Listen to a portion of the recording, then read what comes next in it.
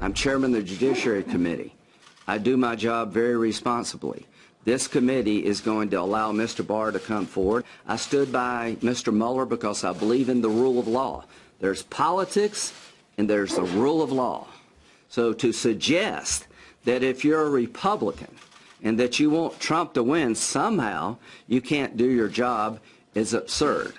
Senator Lindsey Graham saying the Attorney General is willing to testify on the Mueller report as Republicans are ready to turn the tables, announcing plans to investigate whether the Obama Justice Department and the FBI sought to influence the 2016 election. Let's bring in Senate Judiciary Committee member John Kennedy. Senator Kennedy, appreciate your time this morning, sir. I know you feel pretty strongly about what we've learned here and where Democrats plan to go from here. So what's the offense plan for your party? Well, first, one of the facts, I think, Sandra, that's been lost so far in this discussion is how thorough the Mueller effort was. I know now why it took 2 years. 500 search warrants. They interviewed 500 witnesses, 2,800 subpoenas, 40 FBI agents. This thing was a cross between an endoscopy and a colonoscopy. And after all of this effort, Mr. Mueller concluded there was no conclusion. The obstruction of justice allegations appeared to be a little closer call for him, but he didn't recommend an indictment. Now, as far as I'm concerned, this is over. In terms of the hearings at Judiciary, if our chairman wants to conduct hearings, I'll attend and I'll ask questions. I would respectfully suggest, as a precursor to that the president declassify all documents pertaining to the FBI's involvement in the 2016 election. Because here's what I believe. I think the FBI is the premier law enforcement agency in the history of the world. But I think there were some bad apples over there. There may still be. I think some of them acted on their political beliefs. Some tried to hurt Trump. Some tried to hurt Clinton. All I want from those people is a way. We need to get rid of them. And if the president will declassify those documents and let everybody see them, who did what to whom, who tried to manipulate the election, then the American people will be able to make up their mind. And I'd like to see that done first. And what we now know is that Senator Lindsey Graham, chairman of Judiciary, on which you sit, is calling for a second special counsel. He wants to turn the tables and begin an investigation of his own. Do you support him in that call? I think step one is to release all the documentation. And the president has the power to declassify the documents. Now, that doesn't mean that you don't go through and scrub out any information that would get somebody killed. But you can declassify all the documents of the FBI's involvement in 2016. How did the investigation of President Trump start?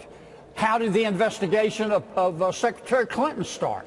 What was the Attorney General's involvement? What was Mr. Comey's involvement? Just release the documents.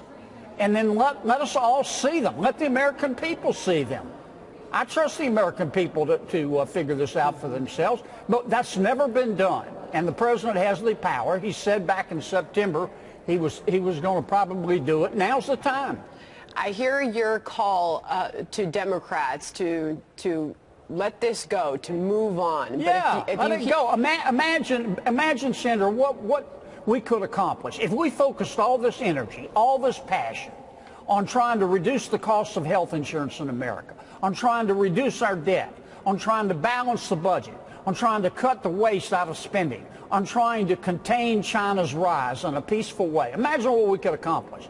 I don't want to see 2 more years of did the Russians try to influence But Senator, the election. that's not what you're hearing. We put together this. This is some ranking Democrats still responding to the Mueller report, and still it does not appear it is over for them. Listen to this. I think that Mueller report was clear the president's not exonerated. Anybody who says at this point we should be satisfied with a very partial Cliff Notes rendering of the report is someone who doesn't want us to know the complete truth about what took place. Russian actors, with the backing of Mr. Putin, waged a sophisticated and malicious campaign of disinformation and falsehood in order to influence the outcome of our elections. The American people deserve to see the documentation. So what does that tell you about how Democrats plan to move forward, Senator Kennedy? Well, here's what I would do if I were king for a day, Sandra, and I don't aspire to be. Number one, just as I mentioned, I would declassify all of the documents pertaining to the FBI and its involvement in the 2016 election, let the chips fall where they may. Then, after the American people saw them, and Congress, I'd turn to my Democratic friends and I'd say, folks, here are the facts. Okay, now it's over. Everybody knows what happened. Let's move forward. The ball's in your court. Now, if the Democrats don't want to do that, if they want to act, no disrespect, I say this gently, like a bunch of meatheads and keep trying to beat this thing to death, then I can assure you on the Republican side, there's going to be a response to that. Well, what does that look like? What does that look like? Senator Kennedy, I'm sorry to cut you off here, That's but okay. we're trying to understand, so what is going to happen by way of hearings? Because we know that there was this phone call with Senator Lindsey Graham and William Barr yesterday around the noon hour, and I believe what came out of that was that William Barr, the Attorney General, said he is willing to testify before your committee. Is that the case? Yes. Okay. I think step one is to release the Mueller report. Mr. Barr's going through it now. Will we see James Comey sit down before your committee? Don't know. That'll be Lindsey's call. But I think step one is to release the report. Now, you've got to take out all references to the grand jury materials because it's against the law to release those. But after we do that, Mr. Barr needs to release the report. Then Mr. Barr is certainly welcome. I hope he does come to judiciary. We can all ask him any questions we want. Then I would like to see the president declassify all the FBI documents of anybody who was involved in the 2016 election. The investigation of Trump started with someone. The investigation of Clinton started with someone. It may be that all roads lead to James Comey. And if that's the case, we ought to bring Mr. Comey back after we've got all the documentation and say, you know, what counts is what people do, not what they say. Now we have the documents. Okay. What's the deal? All right. Senator John Kennedy, always appreciate you coming on America's Newsroom. Thank you, sir. Thank you, Sandra. Okay. All right, get this. Newly revealed text messages between FBI's lovers Peter Strzok and Lisa Page show the couple were apparently involved in a scheme to leak stories to the press. All right, so this happened in April of 2017, and Peter Strzok, he texted Page and said, I have literally just gone to find this phone to tell you I want to talk to you about media leak strategy with the DOJ before you go. Is that legal? What does it mean for the FBI and the DOJ? Let's talk to Fox News senior judicial analyst, Judge Andrew Napolitano. So, Judge, it sounds like what they were doing was, between the dossier and the leaks, they were going to the FISA people and saying, hey, look, we've got this evidence. We've got these news stories that essentially they were using as evidence. So right before we came on air, Comey looked at me and said, FBI leaks, unbelievable. It's not unbelievable. The federal government is the best leaker in the world, and they do this when they want to target a person. Who do they target? Their boss, the President of the United States, by leaking information to the press and then using the press sources as a basis to get a FISA warrant. This was in 2017. Correct. I have been a critic of FISA for 40 years. It's been around since 1978.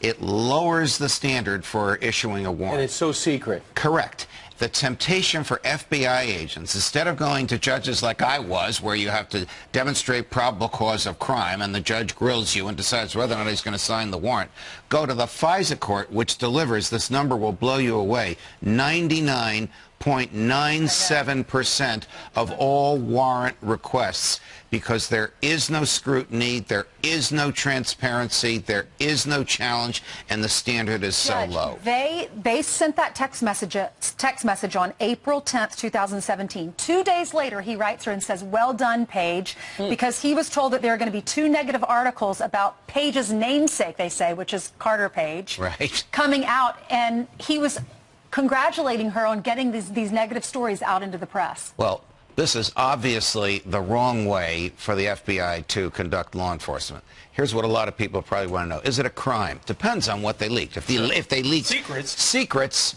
grand jury information, they can be prosecuted. He might sue. Yes. All right. There are growing calls for the Democratic chairman of the House Intelligence Committee, Adam Schiff, to resign. As you recall, back in 2017, he read huge chunks of the anti-Trump dossier into the congressional record. And of course, there's a higher standard for lawmakers who put information into the record as to its credibility and authenticity.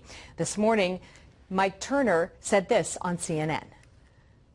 I really do believe that Adam Schiff's leadership of the Intelligence Committee is compromised, and really for three reasons. I do believe he needs to step aside. I think that his leadership is compromised.